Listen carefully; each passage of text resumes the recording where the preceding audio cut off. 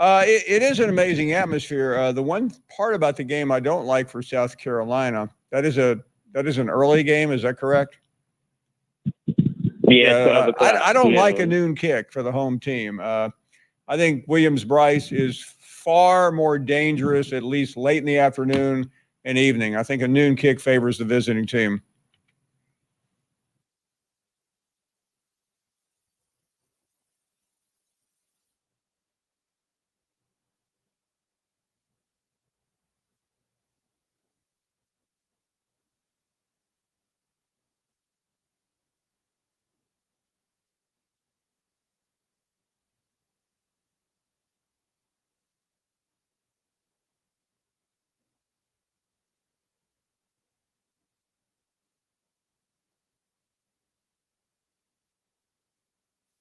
They still giving out complimentary bottles for people to try? Yep, send a text. It's that easy. Text HEFTY to 42424 right now for your complimentary bottle of Nugenix Total T. It's the #1 selling testosterone boosting brand at GNC and Walmart. Do it now and they'll also send you a bottle of Nugenix Thermo X, their newest, most powerful fat burner ever, absolutely free. Text HEFTY to 42424. That's HEFTY to 42424. Statements have not been evaluated by the FDA. This product is not intended to diagnose, treat, cure, or prevent any disease. This is Paul Feinbaum.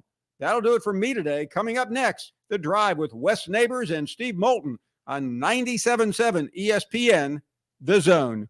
Welcome to week 3 of our high school streaming network. Over the airwaves will be the Cotton Classic. It is Buckhorn and Hazel Green. Zone 3 features Randolph at Westminster Christian. Incidentally, that's Zone 3 and Zone 5. Zone 4 features the Sparkman Senators taking on the Albertville Aggies. Zone 6 is our game of the week, featuring the Grissom Tigers taking on the Bob Jones Patriots. Talk Radio 2 features the Huntsville Crimson Panthers at James Clements.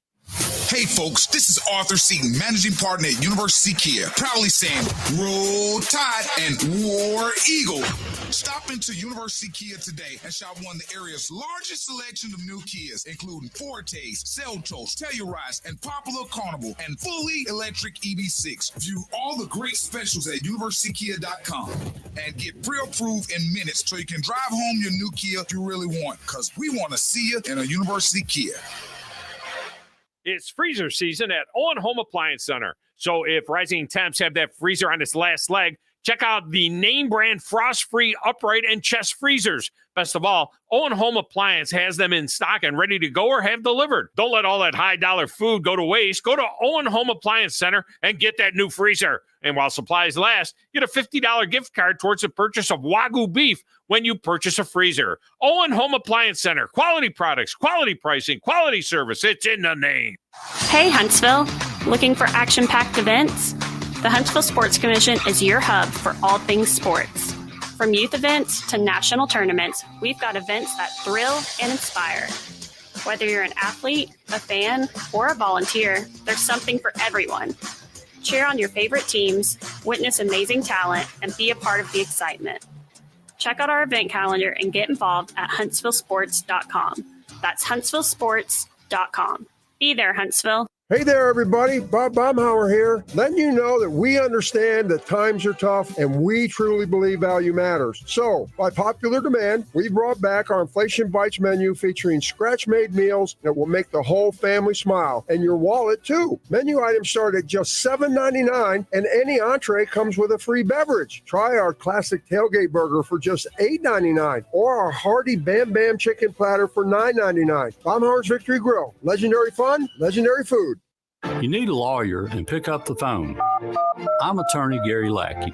When you call for a lawyer, where does that phone ring? It might be in a call center somewhere, maybe 100 miles away, but my phone rings in my office. The Lackey Law Firm. I'm attorney Justin Lackey. My phone rings in my office too. So does mine. I'm attorney Jennifer Lackey. And when you've been hurt and need help, we're here. We're the ones who take your call. And get what you deserve. You want to talk to your lawyer. You don't want to reach a call center. With the Lackey Law Firm, that never happens. The Lackey Law Firm. And this is the most important part. We'll treat you like family because that's exactly what we are. The Lackey Law Firm. And I'll go you one better. If you can't come to us, we'll come to you. The Lackey Law Firm. The Lackey Law Family. 1-800-4RIGHTS. No representation is made that the quality of the legal services to be performed is greater than the quality of legal services performed by other lawyers. Your Rocket City Trash Pitters are on the road to finish the season strong against the Chattanooga Lookouts. Tonight at 6 p.m. on Talk Radio WZZN, 97.7 HD2, and the Talk Radio WZZN app. WZZN, Union Grove, Huntsville, Alabama. 97.7 ESPN, The Zone. This hour is brought to you by Woody Anderson Ford, Alabama's F-150 Superstore. Welcome to The Drive with Wes Neighbors and Steve Moulton. Call into the Neighbors Wealth Management Hotline, 256-576-4977. That's how I roll. And I'm not going to drink and drive anymore. That's 256-576-4977. Now, here's Wes and Steve. 1 hour here for you on a Wednesday, live here from Baumhower's Victory Grille, along with Wes Neighbors. Steve Moulton here with you. And Wes, I know this is one of his favorite days when I sit down for a large chunk of the day and talk to some head coaches, talk to quite a few. Kalen DeBoer did have this to say as a little bit of news. Is Caden Proctor news about him practicing? Hey, Coach. Appreciate the time this morning. I know you just spoke on Cole. I'm just curious, has Caden Proctor been able to practice this week, and are there any updates with him going into Saturday? Yeah, he's been practicing, and he's doing well. He's doing a good job, and really, was headed in a really good direction right at the very end of last week, and turned the corner, I think, there, and is in a good spot here. Done a nice job here in the first 2 days of practice. So that is a little bit of news from Kalen DeBoer that Caden Proctor is practicing this week. Some significant news that came out of the teleconference today. How are you, Wes? Yeah, him and Booker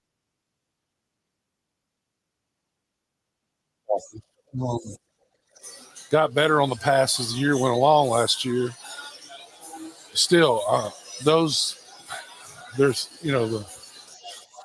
four guys right there, and then you have to think that the 67 will start. The guy that came in, 57. Is it 57 or 67? What's now you got me questioning in my head, so I'm gonna have to look it up because everybody changed numbers. Anyway, those guys would run blocking would be awesome. Now, 77's that's Roberts. Yeah, Roberts. I do know that one. He's a better run blocker than he is passer blocker, but he improves every week.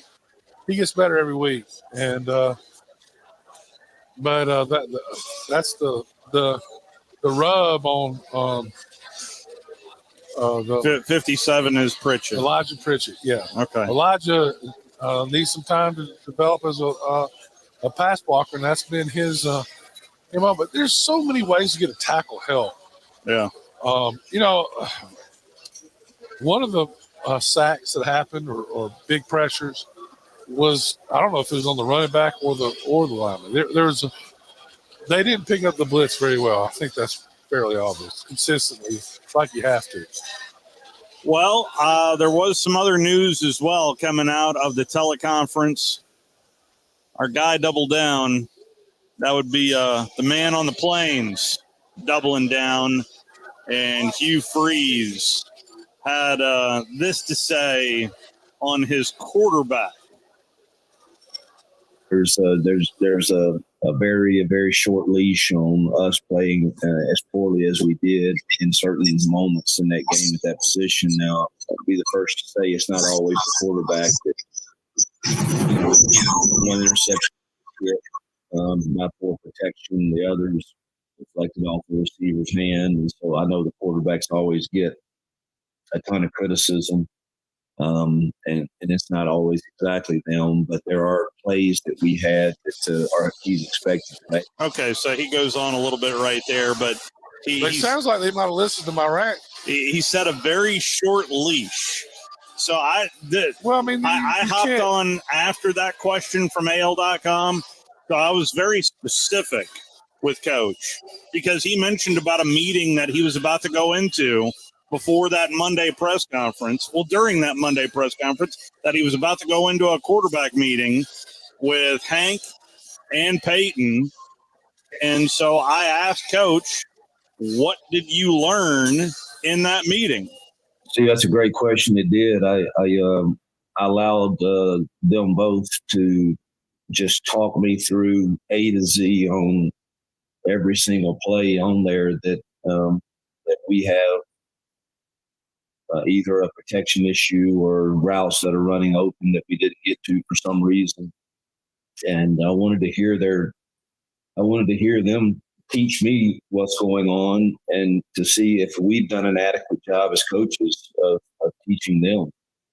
Because I firmly believe first, you look at yourself as coaches, and I had me and Kent and Jesse all in here, and we didn't say much at all. I wanted them to talk me through, all right, here you go, here's first or whatever it's called, and to start with the protection, where are you setting it and why, and take me through the progression and let me hear your thoughts and see if I can't decipher why the ball did not get delivered to the right spot in that given play. And I learned quite a bit about both kids and how they process things, and it was very helpful to me. And I won't say any more than that, but it was quite interesting. Truthfully, I should do that more and listen to them teach me exactly how they process that given play and kind of judge where we are as coaches, all of us that are involved in coaching the quarterback position. Obviously, Nick is calling some plays, but he's not coaching the actual room. And so we've got to make sure everything is connected. And I thought that those meetings were very, very big.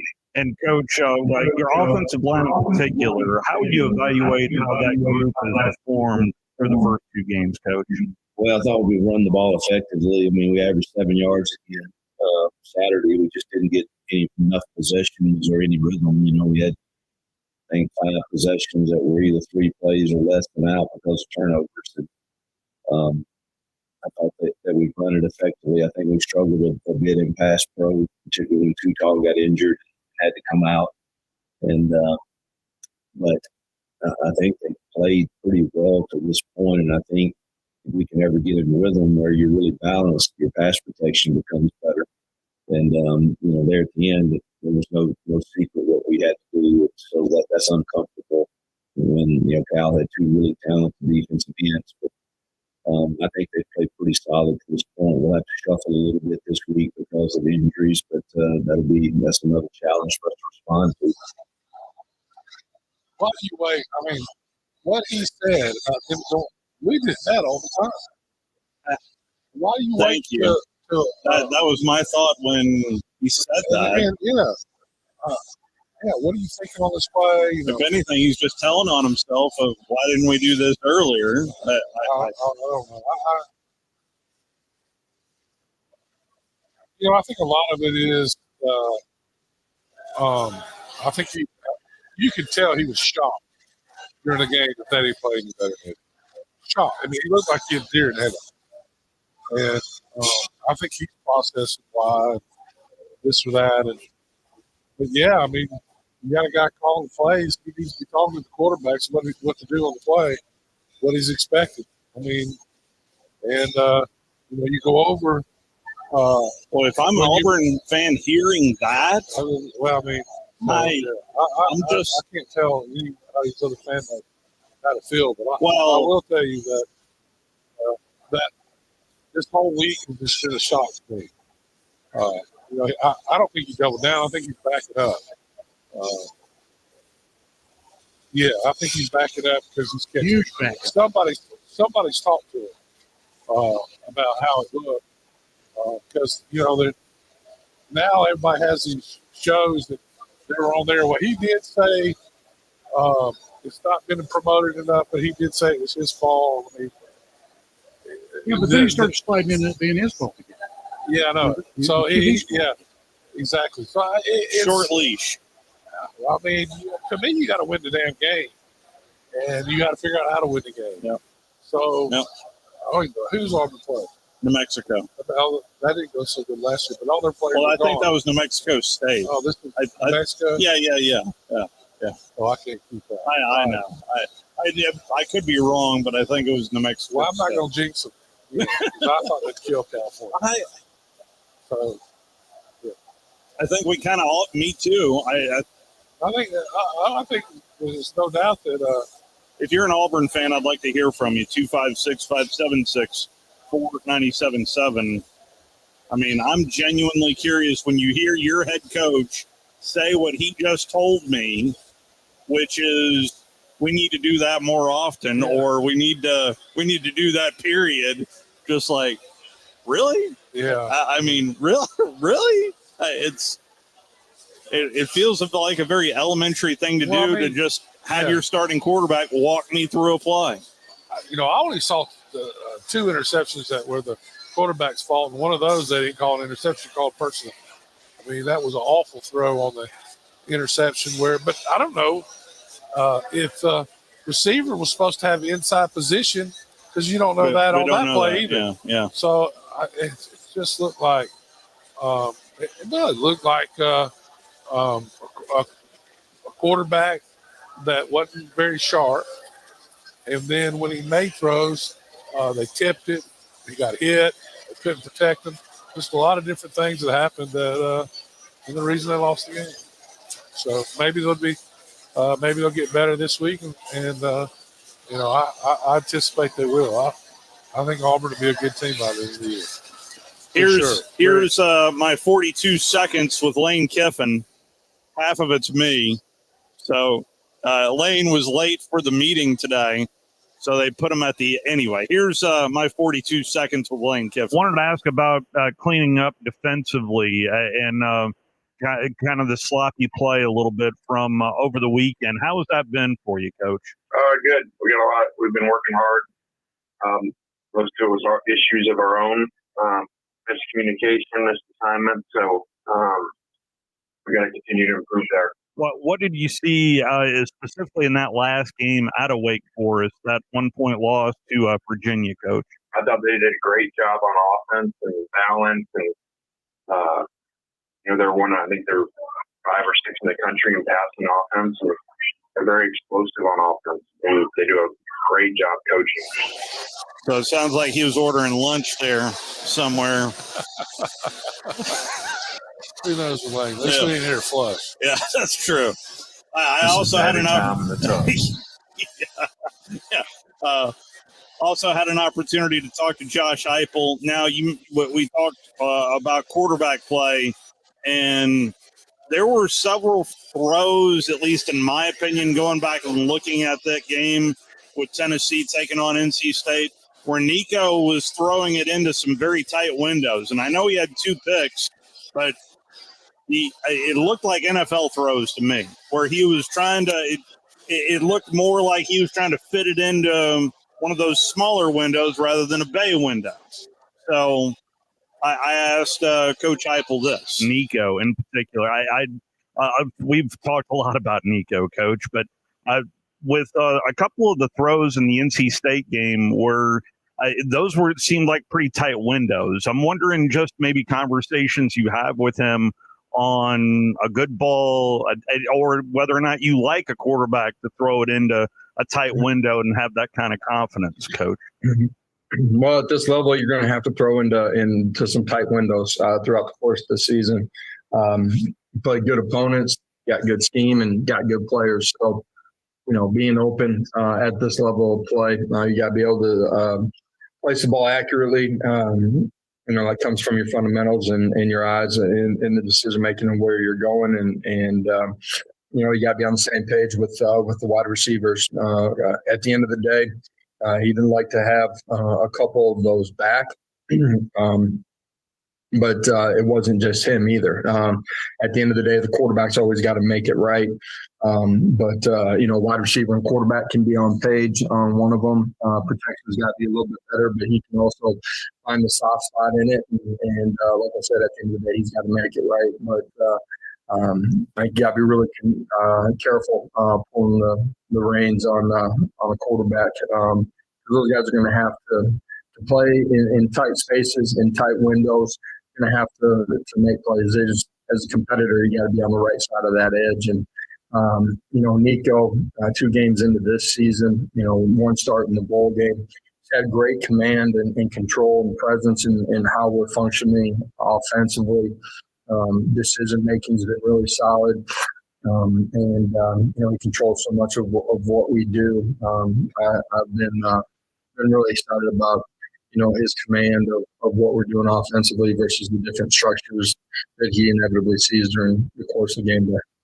And Coach, you mentioned a little bit about protection there, and not just along the offensive line, be it the running back chipping off, or just how would you assess through 2 games how the protection for your passing offense has been for you so far this year, Coach? Protection as a whole has been solid. Are there areas fundamentally that we can continue to improve on? Yep, absolutely. But I don't care what side of the ball it is, all 11 got to function and operate together as one. And that's identification up front. It's pass and twist off. It's your tight ends, your running backs being involved in it. It's your quarterback having his eyes in the right spot to get the ball out on time. It's also your wide receivers winning against some of these looks on time as well.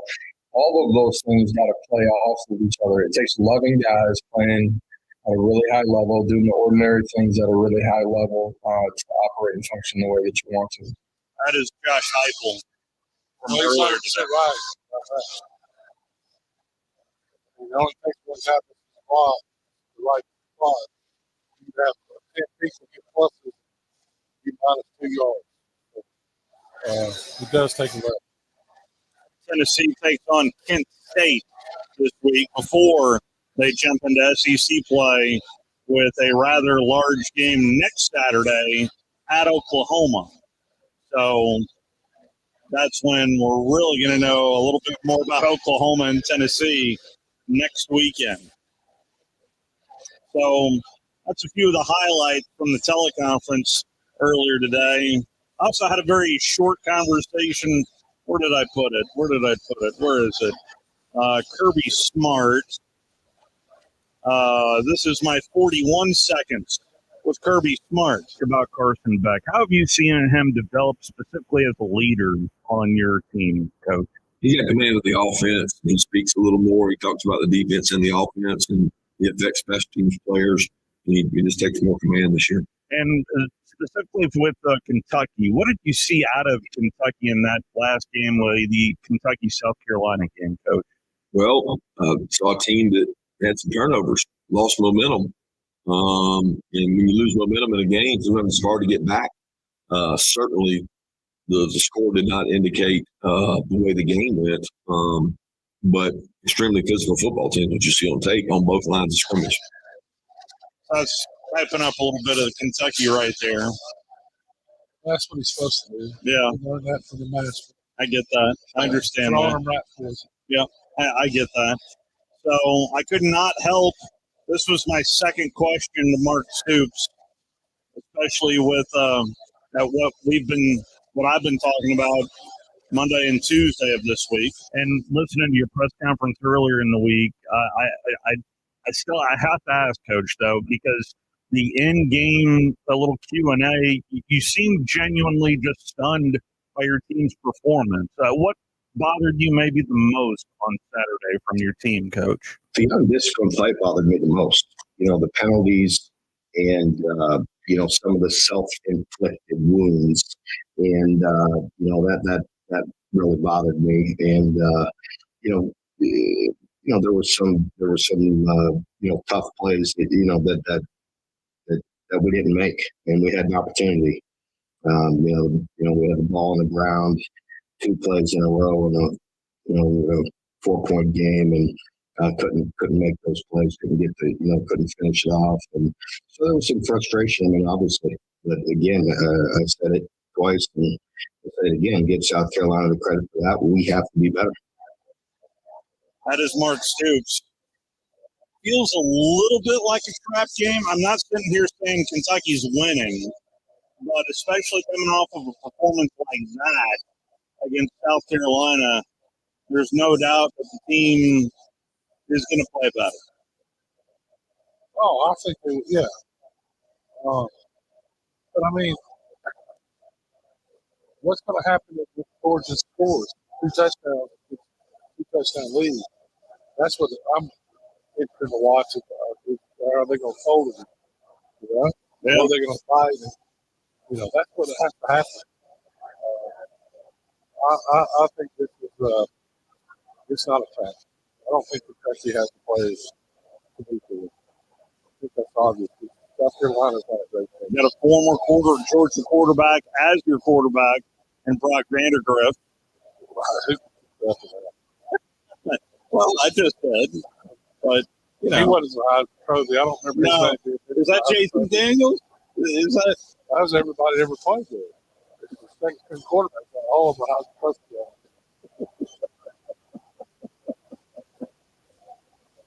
We're live here at Baumhower's Victory Grill. Just a 1-hour extravaganza here today as we're walking up to Hey Coach and the Kalen DeBoer show. And as soon as we're done with that, no Crawdaddy here tonight because Army is off this week. So we'll join Braves baseball in action as soon as Hey Coach and the Kalen DeBoer show is done at 7:30. Let's go ahead and take our first time out. The one and only Drudy Armin is in the on-deck circle. He is next as we are live here at Baumhower's Victory Grill. You're listening to The Drive with Wes Neighbors and Steve Moulton on 97.7 ESPN The Zone.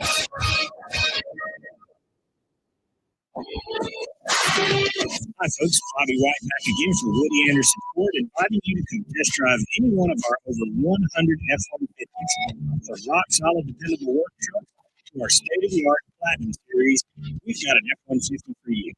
Test drive one today, and you'll understand why the F-150 is the best-selling truck in America, going on 48 years in a row.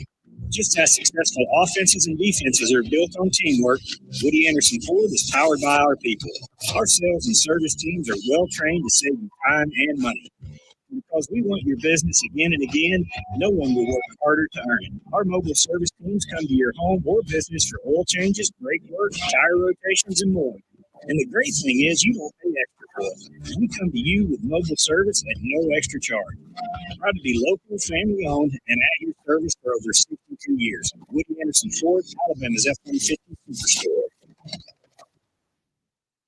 Tired of the same old menu options everywhere you go? Then you need to try Metro Diner in Huntsville and Madison. The award-winning Metro Diner serves up signature dishes like your Charleston shrimp and grits, famous fried chicken and waffles with strawberry butter, and lots more. Entire menu is available anytime, breakfast, lunch, or dinner. Stop by for brunch on Saturday or Sunday and enjoy the lowest price mimosas in town. Road Huntsville and Highway 72 in Madison. In diner or at home, make it Metro Diner. Buying that perfect home is one of the most important financial decisions you'll ever make. It's crucial that you have the right partner to help you through the process. Hi, I'm Stuart Evans. I'm the loan officer for Bryant Bank, and I'm here to tell you that we are that partner. We offer a variety of mortgage products to fit your unique home buying situation in a changing rate environment. That kind of hassle-free approach might not be what you expect from the bank. It's exactly what you can expect from us. Give me a call today or visit me at our downtown Huntsville office and let me show you what banking beyond expectations is all about. Hey, thank you for calling. MLS ID 242-8943. Member FDIC. If hunting and outdoor recreation are your passion, it all starts with the right property. That's where I come in. I am Bo Butler with Southland Realty and Auction, a hunting and recreational land specialist and a Jackson County native who sees land through a hunter's eyes. Just as you trust your guide on a big game hunt, you can trust me to find the perfect property for you. Thinking of selling? Let me help you make your land attract buyers. Remember, Bo knows land. Call me at 609-0512. You need a lawyer and pick up the phone. I'm attorney Gary Lackey. When you call for a lawyer, where does that phone ring? It might be in the call center somewhere, maybe 100 miles away. But my phone rings a mile from the law firm. I'm attorney Justin Lackey. My phone rings in my office too. So does mine. I'm attorney Jennifer Lackey. And when you've been hurt and need help, we're here. We're the ones who take your call. You get what you deserve. You want to talk to your lawyer. You don't want to reach a call center. With the Lackey Law Firm, that never happens. The Lackey Law Firm. And this is the most important part. We'll treat you like family, because that's exactly what we are, the Lackey Law Firm. And I'll tell you one better. If you can't come to us, we'll come to you. The Lackey Law Firm. The Lackey Law Family. 1-800-4-RIGHT. Your representation is made that the quality of the legal services to be performed is greater than the quality of legal services performed by other lawyers. This segment of The Drive is brought to you by Woody Henderson Ford, located online at woodyhendersonford.com with 2 locations, Hughes Road in Madison and Jordan Lane in Huntsville.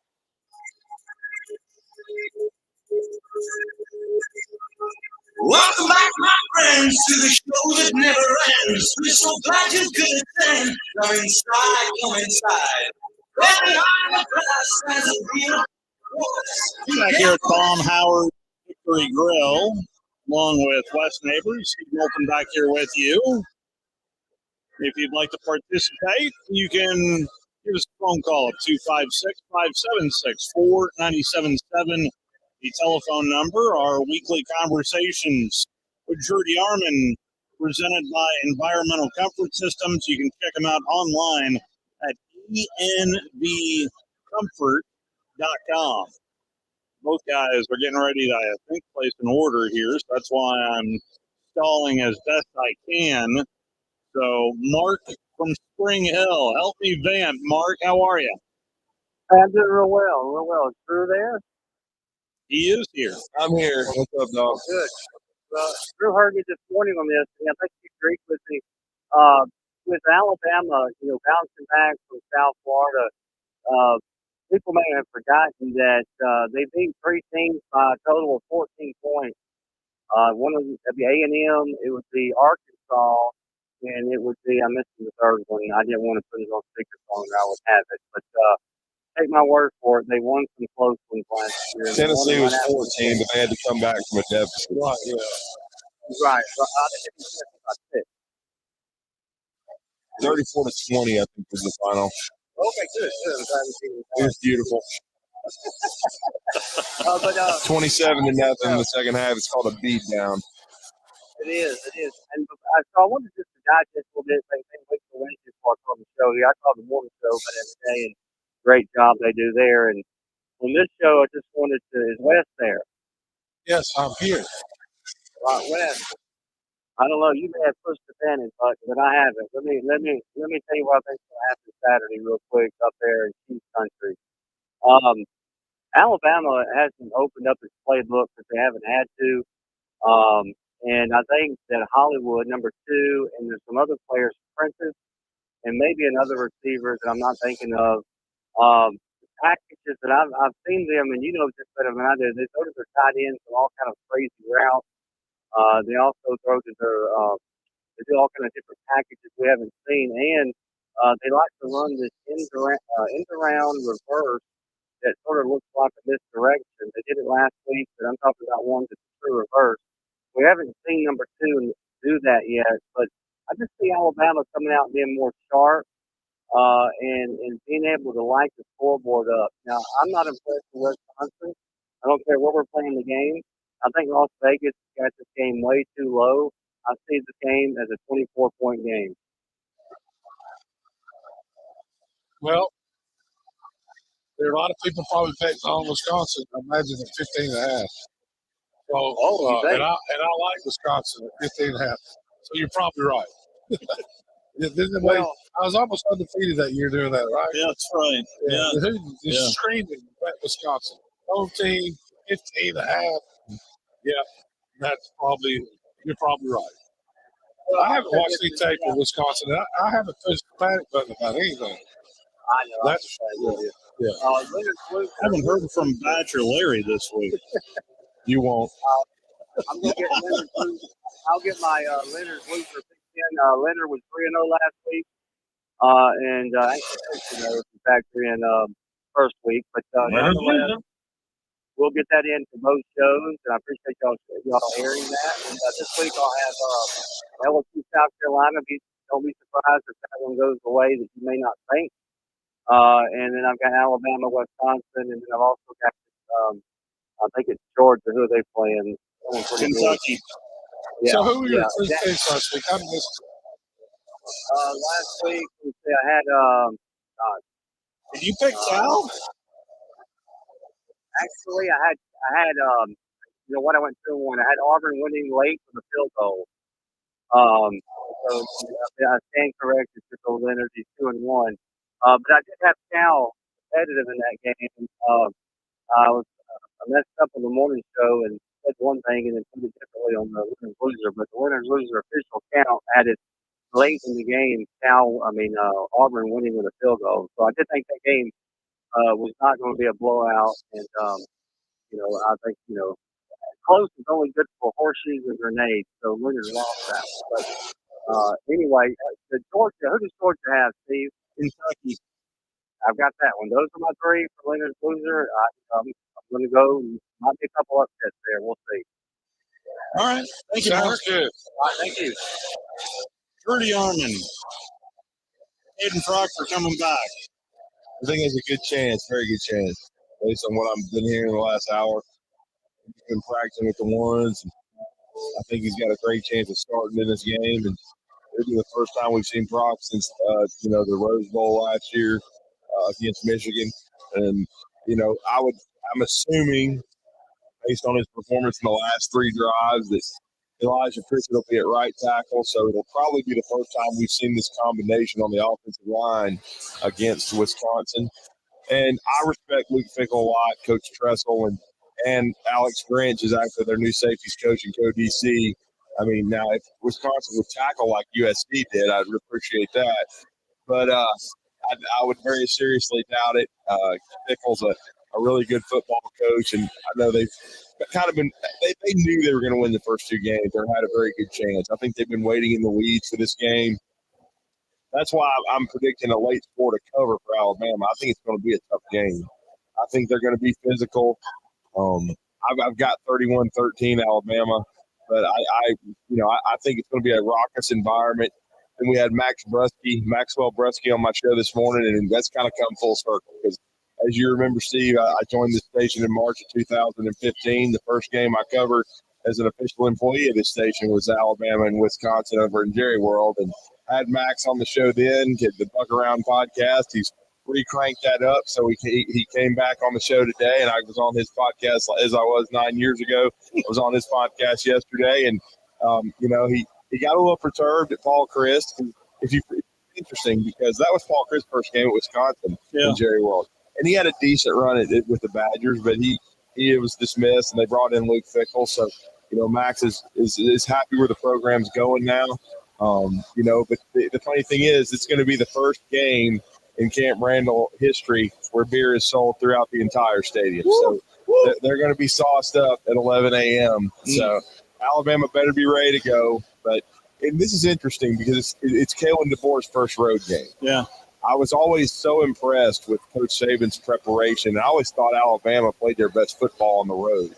I mean, when you go back and look at his tenure, they took pride in going into another team's stadium and kind of taking their heart from them. Now, we'll see how Kalen DeBoer does. We haven't seen that yet. And I do think the performance against South Florida, some of the negativity is being overblown. I focus more on the fourth quarter when they played angry and beat the hell out of South Florida. Yeah. And so we'll see if that carries over to this Wisconsin game.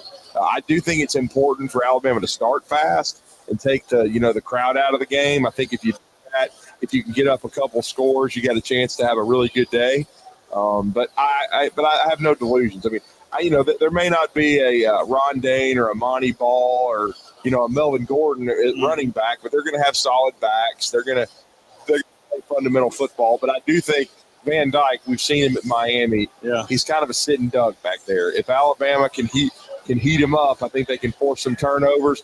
And I gave Maxwell the only path to an upset in my mind is if Alabama continues the penalty brigade. In other words, the first game was 7, second game was 13. If they continue to be penalized, and if they once again turn the ball over like they did against South Florida on the road, it could get hairy. But if they win the plus minus and don't turn it over, and if they can cut the penalties even down to 4 or 5, I think they're going to beat Wisconsin soundly. But because I think they have the better roster, but I also think it's going to be a 4-quarter battle because I don't expect Fickle to go down easy. Cincinnati didn't in the Cotton Bowl. I mean, it was a 27-6 game. It was kind of a methodical win for Alabama, and I really respect Luke Fickle, and I'll go on record and say it again. I don't think the right guy's coaching Ohio State.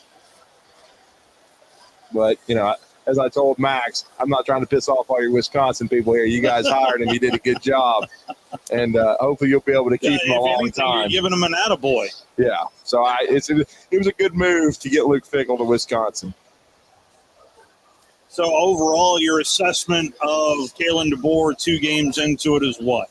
Well, I think it's a solid A. I mean, look, offensively, I know it was a little bit of a rough go the first 3 quarters, but most of that was picky officiating, and then the turnovers in the third quarter into the first part of the fourth. You can't keep shooting your foot off, okay?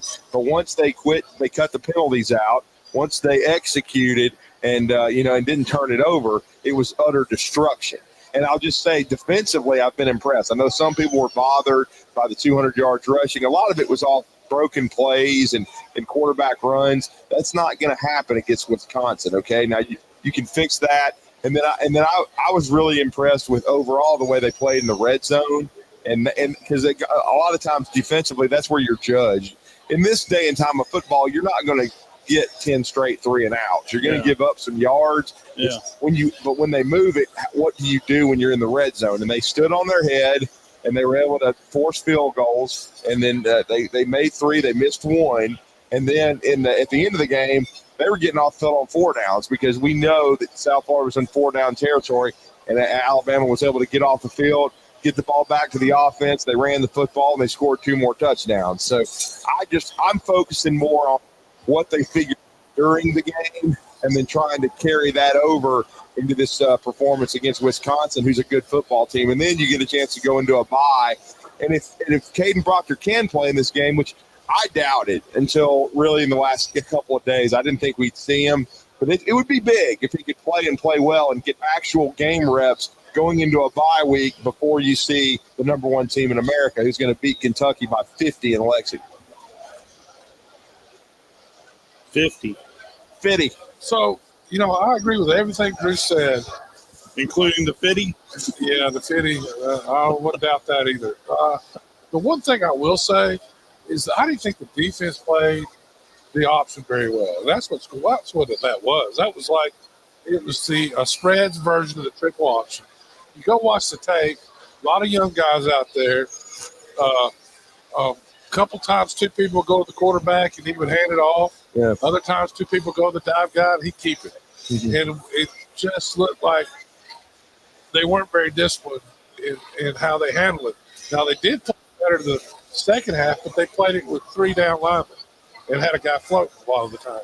And they were able to stop them. A lot of missed tackles the first half. And that quarterback weighs 240. And he's a good athlete. Yeah. I think the targeting call, how do you get a guy down that weighs 240 and he's making moves? I think if you watch it, not in slow motion, it looks like just a regular hit. Yeah. I hate the rule. I hate it. I mean, I've never liked it. Yeah. On a running back. I get it with quarterbacks, and you got to protect the receivers. Yeah. Right? But calling targeting on a running back is about ridiculous. I mean, I get it if you duck your head. Yeah. But if you hit it with the crown of your head, which is head is up. It's your face mask. To me. Yeah. I just think that's kind of rough. Yeah. And then it'll be tough. I'm not saying it was targeted by rule. Yeah. I'm not saying it wasn't targeted. Just don't like the rule. You want it revised. I mean, Yes. Wes and I are on the same page there. And then look, Justin Jefferson had a really good football game. He had 10 tackles. He'll miss the first half, and so we'll see what happens. But and Jihad had another double-digit tackle game, and played really well. And then I thought Lawson had a good night. We'll see if Justin Oronquo, he's a true freshman, but is he going to get those reps in the first half? It'll be interesting to see which inside backer that they use, because Jeremiah Alexander, I saw him on the sidelines after the game. He's still hurt. I mean, he's not even in his pads. So, he's out right now. So we'll see, where they kind of go with or do they move somebody around? I mean, I guess it's possible they could move an edge, maybe a Q-Rob, a guy that has been around a long time that could maybe play a different spot, because Q wasn't starting in, this game. Russaw started, but Q still got another sack. And then you find out after the game he lost his father during the week. So, yeah, I mean, I had a chance to talk to Q after the game. I mean, you can tell he's as steady as she goes, steady as, just a rock. I mean, and I respect him so much because he waited. I mean, he had an issue off field a couple years ago too. He didn't bolt. And I think he can still develop into an NFL player. And so I think overall, I just think defensively, I thought it wasn't a perfect performance, but I thought they did a nice job. And they're going to have to tackle against Wisconsin. I mean, it's going to be interesting. They should be familiar, and they've probably been watching a lot of film. Phil Longo is the offensive coordinator, who we knew from Ole Miss. Yeah. And then he went to North Carolina under Mack, and then went to Wisconsin. So they should be familiar with him too. So I still think it's a matchup where Alabama has advantages in all three phases. But, of course, you got to deal with an 80,000, a sellout crowd, a raucous environment, and an early kickoff. So here we go. I did want to move over to the Auburn Tigers. I don't know how much time you guys have spent in the morning on Hugh Freeze's press conference yesterday. And I spoke to Hugh today. Right. And he mentioned about that quarterback meeting and having the quarterbacks walk them through 15 plays and how short the leash is on Peyton Thorne. This feels like a mess. I don't think Hugh Freeze can develop players. I think he's a good play caller when he has the right player. And I don't think they got the right quarterback. I'm going to go back to what Nick Saban said last week.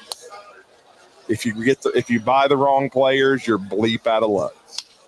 And I think that's what they did. I think Thorne is a decent player, but I don't think he's an elite quarterback. I mean, Bo Wallace was an elite, but he won for Hugh Freeze. Yeah. But, perhaps Bo Wallace understands this offense a little more than Peyton Thorne. Thorne is a good leader from what everybody has said, but he just seems to be more athletic than you think, but lack accuracy, which is kind of the key for Hugh Freeze, because you're throwing to spots a lot. You're anticipating, because this is, and again, it's pretty much an RPO offense. They can't, if they can't run RPOs, they're stuck in quicksand. Yeah. But I still say though that some of this stuff on Peyton Thorne, I know he threw 4 interceptions, but they didn't help the quarterback. And what I mean by that is, what did Hugh Freeze say in Dallas? The best part of my football team is the running game. They didn't run the football at all against Cal. Okay. If you run the football, then Peyton Thorne is going to make his job easier. And I think their offensive line is not nearly as good as they were hoping. I don't think it's shown the improvement from year 1 to year 2 so far they were counting on. You average 7 yards a carry. Maybe if you run the ball more, you wouldn't have all those 3 and outs. He said they couldn't run the ball because of the 3 and outs. And the turnovers. Yeah, run the ball. Of course, there was a fumble that was really a great play by California, or Cal.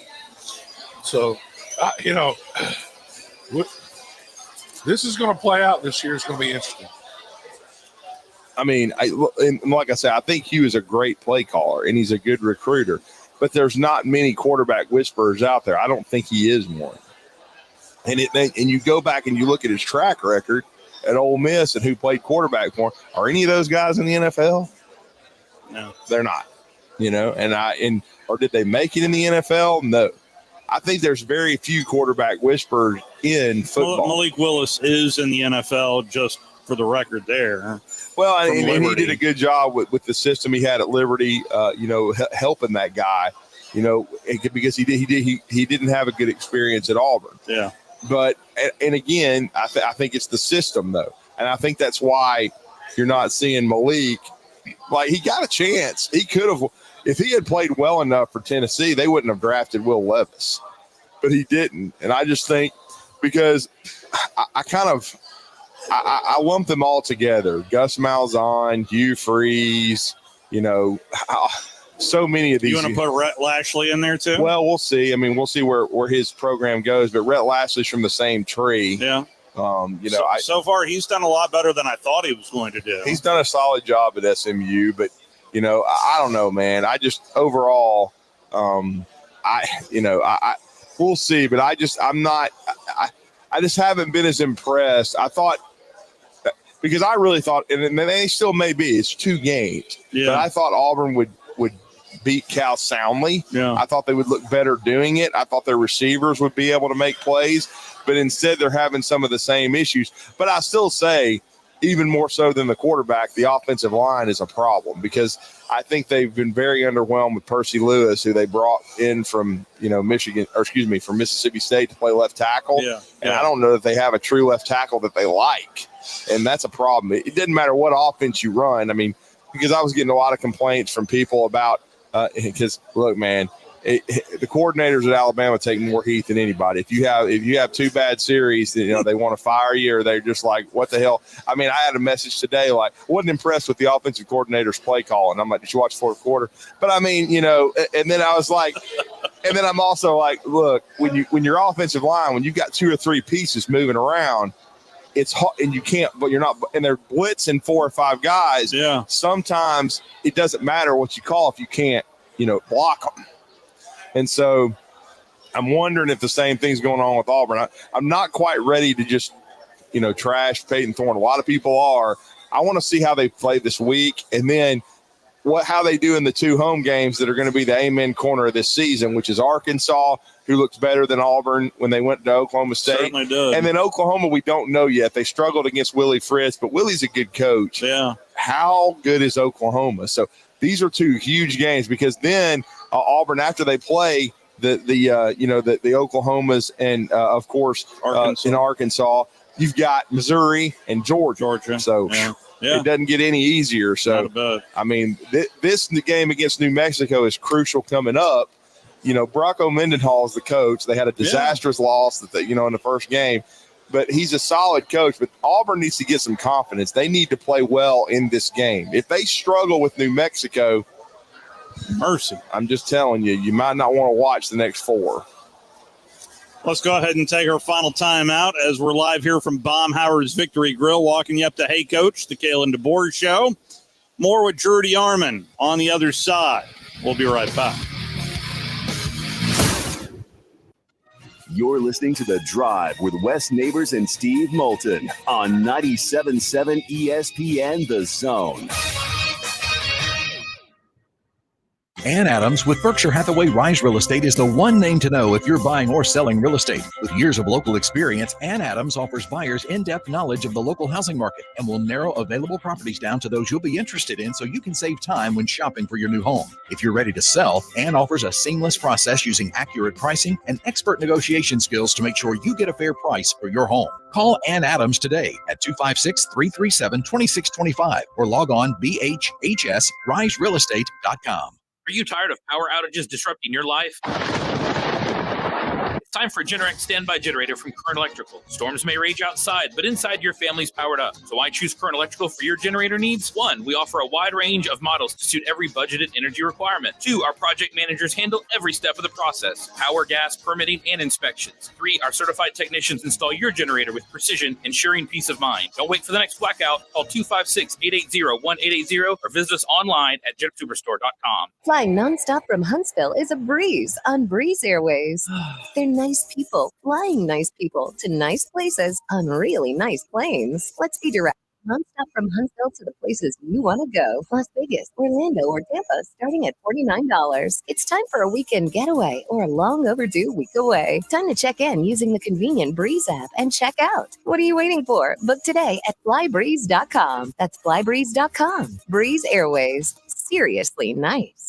At Mr. Sparky, we're America's on-time electrician. Flickering lights and hot switches can be annoying, but they can also signal a major problem, or worse, an electrical emergency.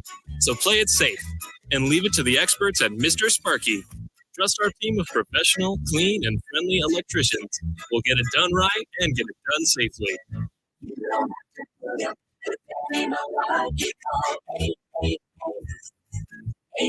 Independently owned and operated, licensed in the respective state or county.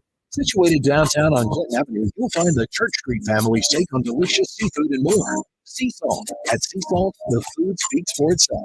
Fresh oysters, shrimp and lobster, and non-seafood fare. Plus a large selection of wines, regional and local beers on tap, and a full bar. Catch the downtown vibe with Sea Salt's unique outdoor city street and patio seating with a view of Jesse Andrews' mural, bringing an underwater world to life. No reservations necessary. Sea Salt, 114 Clinton Avenue. The company is Eagle Masonry and Installation. But did you know they're also Eagle Landscaping and Dirt Work? Eagle can take care of all your landscaping needs, including irrigation, sod work, and planting, both plants and trees. On the dirt work side, Eagle can grade and build your pads, haul dirt in or out, and even do erosion control. Philip Love and his team can do it all for you. The website is the same, insulatewitheagle.com, as is the phone number, 256-755-1556. Give them a call and see what Eagle can do for you. Eagle saves you time. Eagle saves you money. Specializing in simple and affordable rentals, McCurry Van and Car Rental can make sure you have just the right vehicle for your next family vacation, weekend getaway, or if you just need transportation while your vehicle is being repaired. McCurry carries Ford Transit vans and Mercedes Sprinter vans, trucks and work vans, and more. And they offer discounted rental rates for long-term rentals. Now with 4 locations, Athens, Muscle Shoals, Coleman, and Huntsville. Log on McCurryRentals.com to make your reservation now. That's McCurryRentals.com. From the Fox 54 Weather Center, I'm meteorologist Emily Owen. Scattered showers in the forecast for this Wednesday night. Cloudy sky as well. Low temperatures going to be falling into the upper 60s for the overnight tonight. Heading into our Thursday, rain and a few thunderstorms going to be possible. Wind gusts as high as 35 miles per hour will also be a possibility. High temperatures going to be topping out in the low 70s for the afternoon. I'm Fox 54 meteorologist Emily Owen on your home for ESPN Radio 97.7 ESPN, The Zone. From Coleman to Fayetteville and all points in between. Run, pull the hammer back. Smokey's coming at you in a plain white wrapper. 97.7 ESPN, The Zone.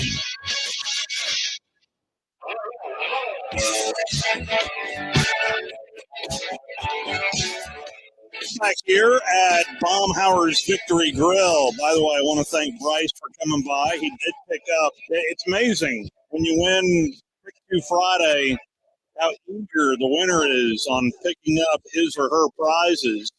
He was the only one to pick Cal, he told us. Yeah, that's right. Yes, he's the only one that picked Cal. So he was enjoying his dinner here at Baumhower's Victory Grill. It was nice to meet Bryce.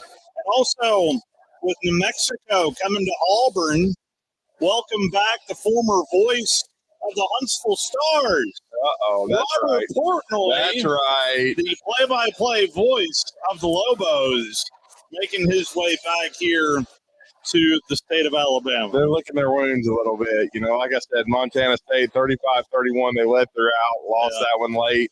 And then they got annihilated by Arizona in 61-39. Yeah, in that game. So again, I think it will be good tonic for Auburn. I think they need to get some confidence because they got 2 more home games after that, and they're 2 games they really need in this season. Because let's not forget something: Auburn hasn't played an SEC game yet. That's right. So their SEC opener will be Arkansas. So they're still very much alive in the SEC. They just did not play well at all. Cal, and we'll see what kind of adjustments Hugh Freeze and the coaching staff make. So knowing what we know right now about the Auburn Tigers, the home stand continues after this week with Arkansas, then Oklahoma, then at Georgia, at Missouri, at Kentucky, home against Vanderbilt, home against La Monroe, home against Texas A&M, and at Alabama. That is the schedule for the Auburn Tigers, and they are currently 1-1. I'd like to believe W for this week. Yeah, I mean, Next week must win. is iffy. Well, I just say, based upon what we saw at Arkansas, if that wasn't a mirage, and Taylor Green is really that kind of dual threat quarterback. Jackson, the running back, looked good. The offensive line looked like they had a pulse. I mean, defensively, I thought they played pretty well for at least 2 quarters. Then I think it's at least an even game. I think they've got a definite chance to beat Auburn. I think Oklahoma's better. And then Oklahoma probably so, even though I think Jackson Arnold, he's been good. I mean, I don't think he's been spectacular. And it was a 16-12 rock fight against Houston at home. Yeah. So that'll be a really interesting road game as well for Auburn and as Brent Venables and the Sooners are going to come to town. So I just think based upon, if Auburn had won impressively like I thought they were going to against Cal and by about 14 to 17 points. Take that momentum. I'd be thinking, okay, they got a shot to go 5-0 here, even with how good Arkansas looked and how good, Oklahoma and Oklahoma's looked pretty good so far. But again, now it's a lot of unknown stuff because how are they going to respond to adversity, especially with having so many young guys at the offensive skill positions and at receiver. You got to stay confident. You got to keep believing. And again, the thing Hugh Freeze should be selling is, look, guys, it's about us. We got to play well against New Mexico, and then the real season starts, and that's SEC. Where did you have Kentucky in your rankings? Low, 15th. Almost put them dead last, but at the time, Brendan Varnerman texted me, and it was looking really bleak for Mississippi State. I think it was 30-3. Yeah. And so we just threw in the towel, and then Mississippi State almost came all the way back. So got to give them credit for that. Might have had to reverse something, but since they went ahead and dropped the decision, went ahead and put Mississippi State 16th. But, hell. Fair enough. Heck, man, hell did not freeze over. I've got Vandy 8. Man, they're 2-0. And, I mean. By the way, I ranked the top 9 are all undefeated. I had to do that. So I moved Kakalaki from last to 9th. I did. I also read over game notes. Right. And some of these game notes for the Vanderbilt Commodores, I mean, it's not very often I'm reading stuff about World War II. I know. For the first time since World War II, Vanderbilt has won its first 2 games in 3 consecutive seasons since 1941 through 1943. Oh. You know, at one time, Vanderbilt was the top school in the nation in the 20s and 30s. So Clark Lee, Clark Lee is the first Vanderbilt head coach with first 2 games winning in 3 consecutive seasons since Ray Morrison did it in 4 years in 1935 through 1938. Okay, no, that's definitely not Bobby Johnson. I didn't know who the hell that was. I had no clue. What do you think about LSU at South Carolina? I think BK better win it. That's all. I've said that on a couple of shows today, just for the sanity of T-Bob, for one thing. Because if they drop this one, it might be whiskey, and wine. No, it might be whiskey, wine, and cocaine. I mean, I hate to say that, Virginia. But I mean, good Lord! I mean, if anybody watched that one in Vegas, Lord, yeah. So, and by the way, I think LSU is going to win that game. I mean, they've got a good offensive line. I know they've had injuries at tailback, but they've still got, I believe, Josh Williams available. They've got a good quarterback. They've got a good receiver core. South Carolina has not been very good offensively still. Even in that nice win over Kentucky, it was 250 yards. Yeah. And I think LSU – and the only thing that gives me a little pause is LSU didn't stop the run real well against Nichols. That makes me a little nervous.